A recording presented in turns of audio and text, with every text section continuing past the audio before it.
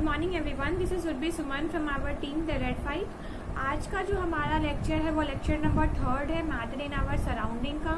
हमने already lecture number 1 और lecture number 2 में सॉलिड, लिक्विड, गैस तीनों के फॉर्म्स को बहुत अच्छी तरीके से समझ चुके हैं हम लोग।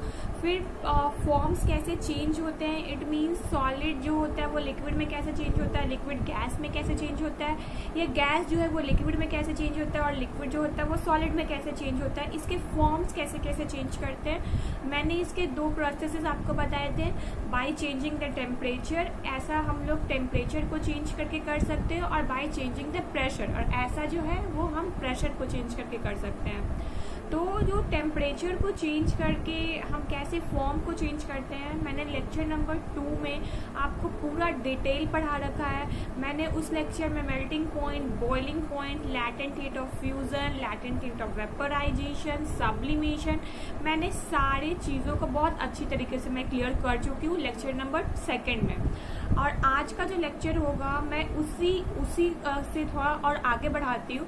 बाय चेंजिंग द टेम्परेचर के हमने सारे पॉइंट्स को बहुत अच्छी तरीके से समझ लिया था, और आज हम बाय चेंजिंग द प्रेशर के सारे पॉइंट्स को हम बहुत अच्छी तरीके से क्लियर करने वाले हैं। और जो हमारा नेक्स्ट लेक्चर होगा वो प्लाज्मा के ऊपर होगा।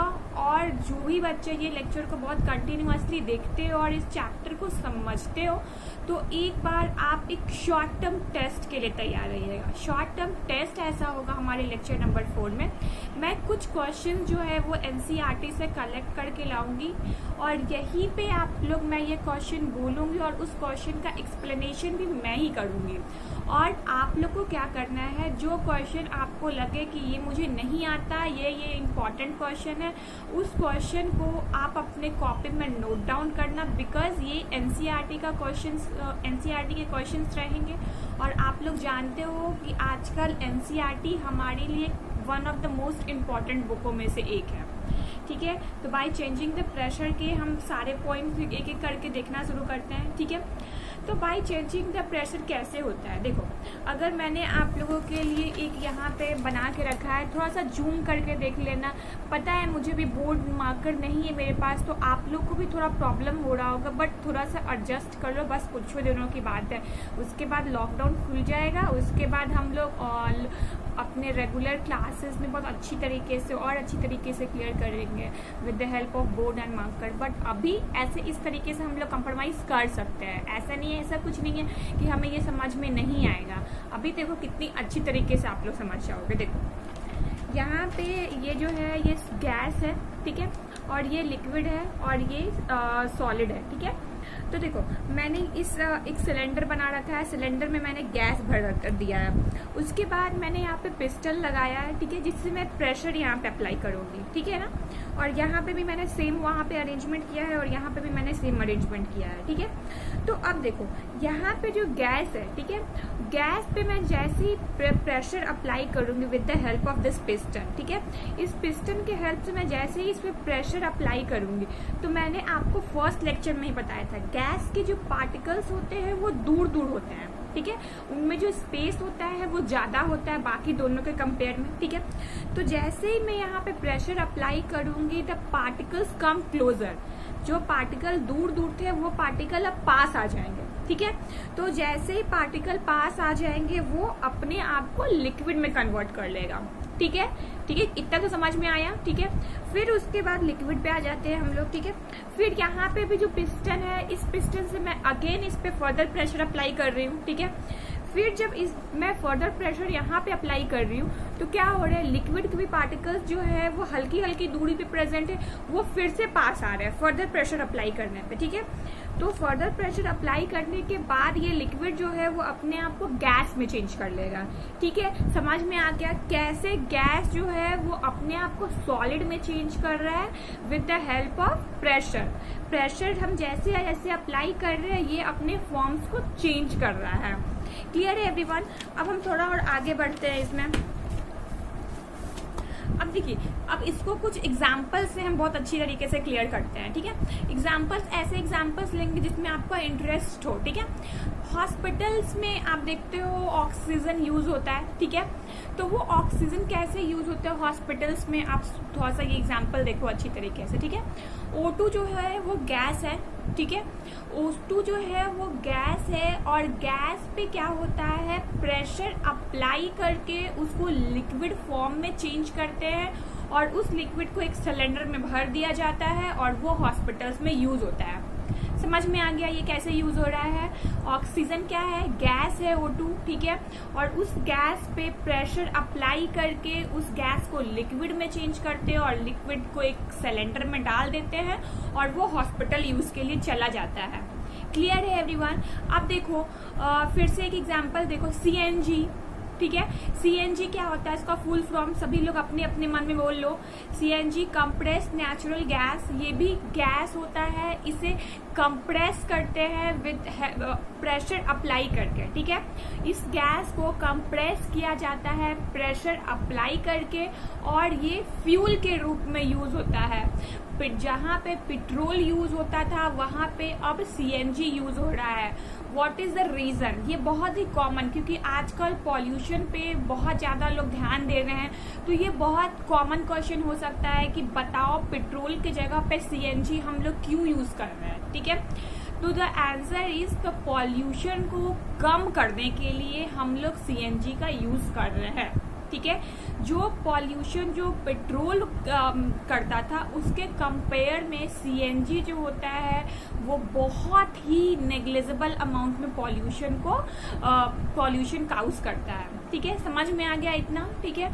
अब हम थोड़ा आगे बढ़ते हैं और बहुत ही क्लोज एग्जांपल एक और लेते हैं, LPG क्या है, लिक्विफाइड पेट्रोलियम गैस, इसको कुकिंग गैस भी कहते हैं, ठीक है। जो खाना बनाने में जो गैस यूज होता है, ठीक है, इसको भी लिक्विफाइड किया जाता है प्रेशर अप्लाई करके, ठीक है।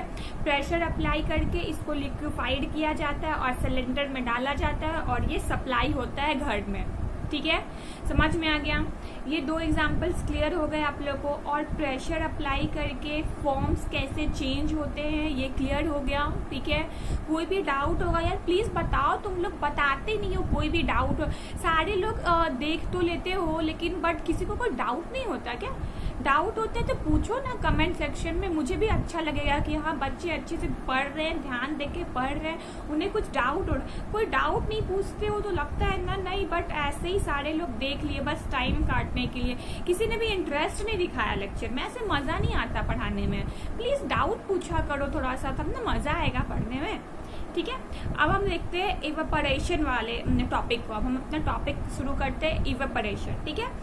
इवेपोरेशन में क्या होता है, अब इवेपोरेशन एकदम बिल्कुल मतलब जिसको कहते हैं ना एकदम देहाती लैंग्वेज में समझना, ठीक है ना, कि वो बिल्कुल एकदम हिट कर जाए हमारे दिमाग में, कभी भूले नहीं। ऐसा होता है ना गांव वाले कुछ लैंग्वेज होते हैं ना, वो जिंदगी भर के लिए एकदम दिमाग में आ जाते हैं, वो कभी भी नहीं बोलो, लेकिन वही इंग्लिश में देखो आप भूल जाओगे, ठीक है। तो वैसे इवेपोरेशन को हमें समझना है बिल्कुल बहुत अच्छी तरीके से, जो दिमाग में हमारे हिट हो जाए और दिमाग के कोने में जाके बैठ जाए बिल्कुल भी, अब मुझे ये नहीं भूलना इस टाइप से, ठीक है।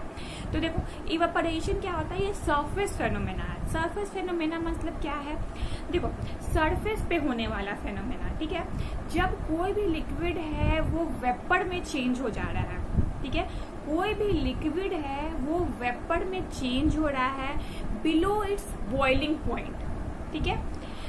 ऐसा कोई भी टेम्परेचर ले लो जो वहाँ पे लिक्विड जो है वो वेपर फॉर्म में चेंज हो जा रहा है, ठीक है, but below it's boiling point, ठीक है, दैट्स द इवेपोरेशन, वो है इवेपोरेशन, ठीक है।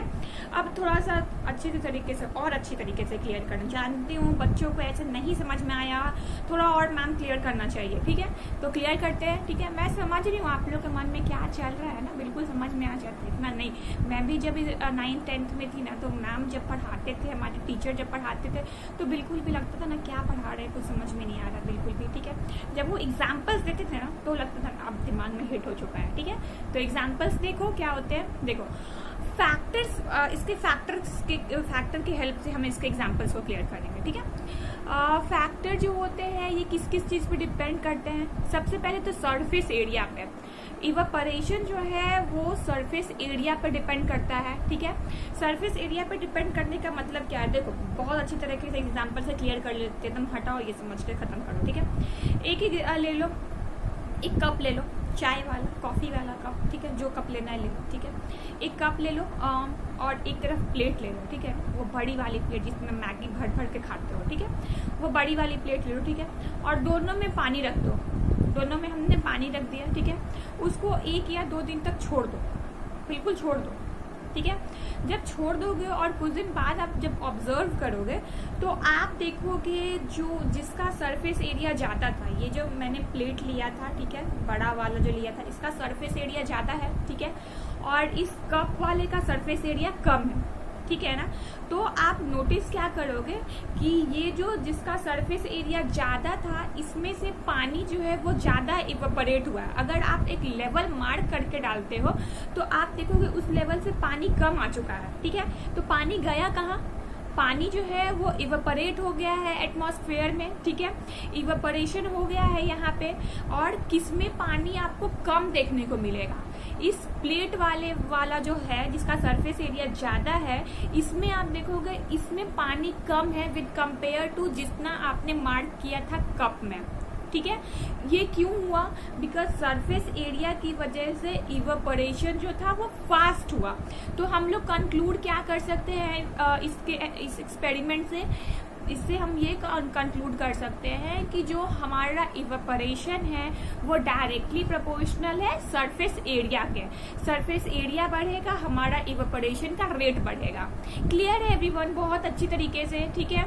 अब उसके बाद देखो उसके बाद सेकंड फैक्टर क्या हो जाएगा, सेकंड फैक्टर है टेम्परेचर। फर्स्ट फैक्टर क्या था हमारा, सरफेस एरिया, और सेकंड फैक्टर हमारा क्या है, टेम्परेचर। देखो अब टेम्परेचर भी कैसे कैसे इफेक्ट करता है इवेपोरेशन को, फिर से एक एग्जांपल से, ठीक है। फिर एक कप में आप कुछ आइस ले लो, ठीक है, कुछ पानी, ठीक है, आइस ही ले लो, ठीक है, आइस ले लो। फिर उसके बाद एक और जगह आइस ले लो, ठीक है। फिर उस क्या करो, एक को फ्रीज में रख दो, ठीक है, और एक को सनलाइट में रख दो, ठीक है। तो आप देखोगे इवेपोरेशन जो है वो जो बर्फ है वो जब पहले लिक्विड में चेंज हुआ और लिक्विड होने के बाद जो है वो उसका अमाउंट जो है वो कम हो गया। कम पहले किस में होगा, पहले जो सनलाइट में आपने जो कप रखा है उसमें होगा, बिकॉज टेम्परेचर जो है जिसका ज्यादा होगा वो फेवर करेगा इवेपोरेशन को। जो सनलाइट में आपने रखा उसका टेम्परेचर ज्यादा प्रोवाइड आपने करवाया तो इवेपोरेशन का रेट भी जो था वो ज्यादा था। और जो आपने फ्रीज में डाला क्या था, टेम्परेचर कम था तो इवेपोरेशन का रेट भी कम होगा।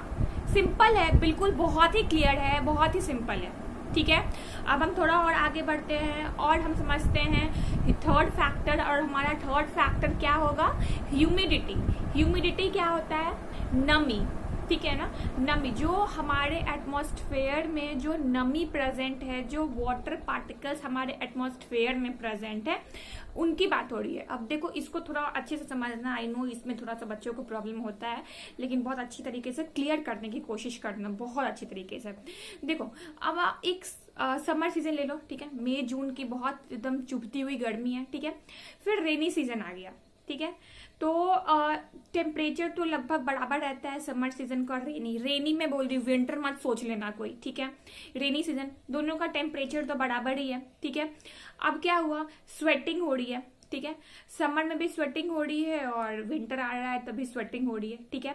तो आप सोचो किस वाले सीजन में आपका जो स्वेटिंग हो रहा है, जो पसीना निकल रहा है, वो जल्दी सोख लेगा, जल्दी सूख जाएगा।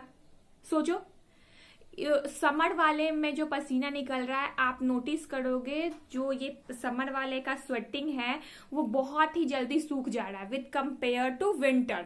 विंटर में चिपचिपाहट रहेगी, वो पसीना जल्दी ड्राई नहीं होगा, बट समर में वो पसीना जो है वो जल्दी ड्राई हो जाएगा। बिकॉज क्या है, वो जो एटमॉस्फेयर है वो भी बिल्कुल ड्राई है, उसमें भी वाटर पार्टिकल्स प्रेजेंट नहीं है, तो वो जल्दी जल्दी इवेपोरेट हो रहा है, बहुत जल्दी जल्दी सूख जा रहा है। बट वहीं पे अगर विंटर आ जाता है तो क्या होता है, हमारे एटमॉस्फेयर में क्या है, वाटर पार्टिकल्स प्रेजेंट है, और वाटर पार्टिकल्स प्रेजेंट है इसीलिए वो इवेपोरेशन के रेट को डिक्रीज कर दिए। बिल्कुल सिंपल। ठीक है, वहां पे क्या था, समर में एटमॉस्फेयर में पार्टिकल्स, वाटर पार्टिकल्स नहीं प्रेजेंट है एटमॉस्फेयर में। इस कारण क्या हुआ वहां पे, क्या हुआ, सोचो सोचो, क्या हुआ, इवेपोरेशन का रेट जो था वो फास्ट हो गया। ठीक है, इसलिए पसीना जल्दी सूख गया। ठीक है, और वहीं पे विंटर में क्या हुआ, वहां पे वाटर पार्टिकल्स प्रेजेंट थे, इसलिए इवेपोरेशन का रेट कम हो गया। ठीक है, बहुत सिंपल। ठीक है, अब हमारा फोर्थ है, फोर्थ फैक्टर इज विंड। ठीक है ना, विंड हमारा फोर्थ फैक्टर है। ठीक है, अब देखो विंड क्या होता है, विंड अगर मान लो कपड़ा सुखा दो, बहुत अच्छे तरीके से धो लो कपड़ा, ठीक है, और कपड़े को सूखने को डाल दो। ठीक है, अब जब बहुत तेज हवा बह रही होगी, ठीक है, आपसे क्वेश्चन है मेरा, ठीक है, बहुत तेज हवा बह रही होगी तब कपड़ा सूखेगा, या बिल्कुल हवा नहीं बह रही होगी तब कपड़ा सूखेगा? सोचो, इमेजिन करो, कपड़ा डाल दियो सूखने को। ठीक है, तो आप क्या नोटिस करोगे, जब हवा जो है उसकी स्पीड तेज है, बहुत तेजी से हवा बह रही है, तो कपड़ा जो है वो जल्दी सूख जाएगा। बट जब हवा नहीं चल रही है तो कपड़े जो है वो लेट से सूखेगा। बहुत सिंपल, जो प्रैक्टिकली लाइफ में है हमारे। ठीक है, तो समझ में आ गया, इवेपोरेशन समझ में आ गया। इवेपोरेशन जो अच्छे होते हैं वो 4 फैक्टर से इफेक्टेड होते हैं।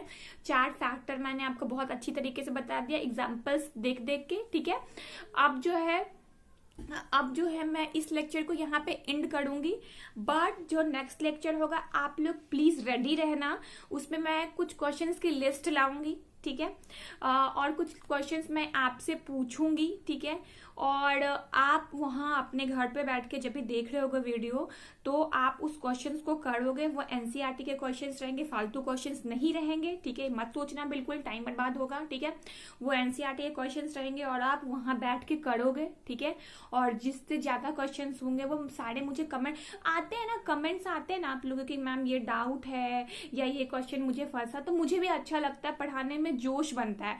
बट आप लोग बस ऐसे देख लेते हो, कोई भी क्वेश्चन नहीं पूछता ना, बिल्कुल पढ़ाने में मजा नहीं आता।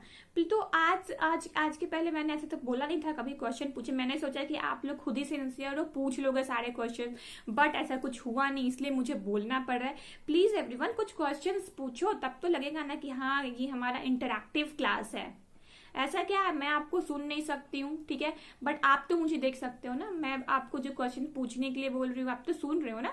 तो प्लीज कमेंट सेक्शन में पूछो, थोड़ा सा इंटरैक्टिव बनाओ क्लास को, तब तो मजा आएगा पढ़ने। अभी लॉकडाउन थोड़ा लंबा चलना है, ऐसे ऐसे आप लोग एकदम बिल्कुल मुरझाए हुए टाइप पढ़ोगे तो नेक्स्ट चैप्टर में हमारा इंटरेस्ट कैसे बनेगा? ठीक है ना एवरीवन, तो थोड़ा सा इंटरेस्टिंग वे में पढ़ते हैं और मजा आएगा।